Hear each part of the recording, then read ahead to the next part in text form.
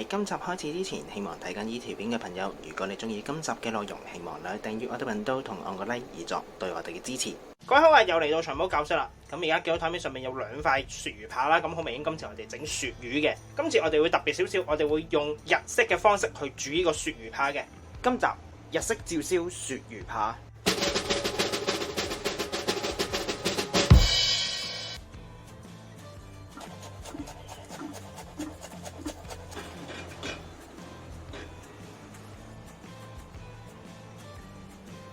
咁話明日式照燒汁啦，咁我哋梗係會用個照燒汁嚟煮呢個鱈魚扒嘅。我哋今次咧就會自己做㗎啦，呢個日式照燒汁，我哋就唔會買街嗰啲嘅。先醃咗個鱈魚扒先，我哋會用到蒜蓉同埋薑蓉嘅，蓉嘅意思係要好蓉嘅。咁而家做一次俾大家睇。今次會特別少少嘅，我哋唔會用刀切嘅，因為我哋要係好蓉、好蓉、好蓉啊！你用咩咧？我哋會用跛刀片，我哋就會刨蒜頭嘅，比起我哋用壓蒜係更加細緻嘅。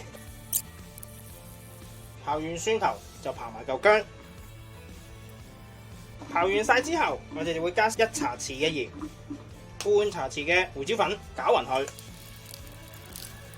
鋪一鋪喺面，薄薄一浸得㗎啦，唔使太厚嘅。我哋會加1湯匙嘅清酒落去鱈魚嗰度，等佢吸收少少清酒嘅氣味啊，然後醃佢大概1個鐘。我哋會整一個日式燒汁嘅，先要葱，我哋要綠色嗰 part 嘅，然後切粒嘅，切好晒之後先擺喺一邊。呢度就係我哋做醬汁嘅材料啦，會有日式豉油啦、味淋、清酒、黑糖加蜜糖，最後同埋葱嘅，將全部嘢一齊煮，煮到佢結身就可以噶啦。我哋先將味淋、清酒倒埋一齊先。煮一煮先，將佢入邊嘅酒精煮咁啲啊，煮滾咗之後咧，就會加埋日本豉油、所有糖同蜜糖，然後攪勻佢，一滾起啦，先將面頭嘅泡滗一滗走去，然後轉細火，咁一着火係因為佢啲入邊啲酒精未揮發晒，所以要小心。轉咗細火之後，我哋就會加埋啲葱一齊落去，慢慢細火煮佢，煮大概半個鐘頭先。我哋因為要煮到佢結身為止啊嘛。而家已經1個鐘啦，咁可以睇睇，咁啊結到亦都差唔多啦。過篩隔翻晒所有葱出嚟，我哋而家先等佢攤翻凍，之後咧就可以燒魚嗰時用噶啦。而家個時候已經凍咗啦，咁可以俾大家睇睇有幾結。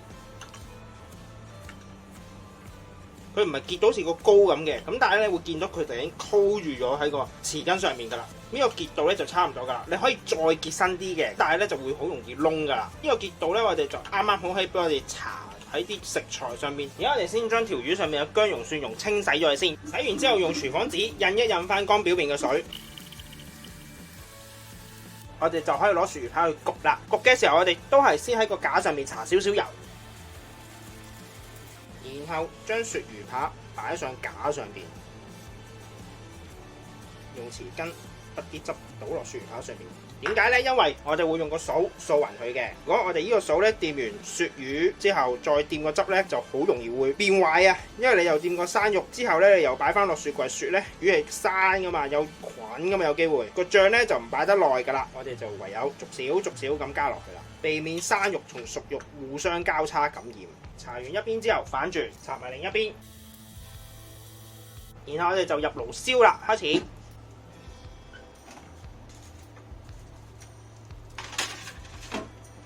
我哋會用230度去燒佢大概20分鐘，每5分鐘攞佢出嚟搽一次底面，然後再擺去燒5分鐘啦。而家可以攞佢出嚟上第2轉，又5分鐘啦。我哋可以再攞佢出嚟，又5分鐘啦，再攞佢出嚟。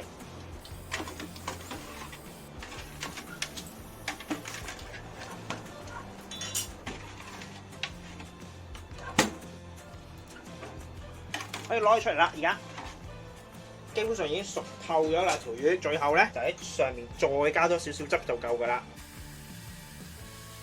而家就嚟一個簡單嘅上碟落就可以，加少少葱，少少嘅白芝麻，呢個係炒過嘅白芝麻，最後少少嘅薑蓉，亦都可以喺上面加少少嘅汁啦。最後呢一道日式照燒薯排亦都完成咗啦，咁希望大家中意啦。咁我哋下集再見，拜拜。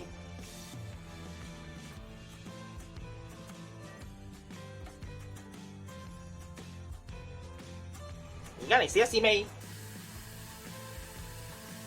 係好嫩好多汁㗎，甜甜地。咁我見到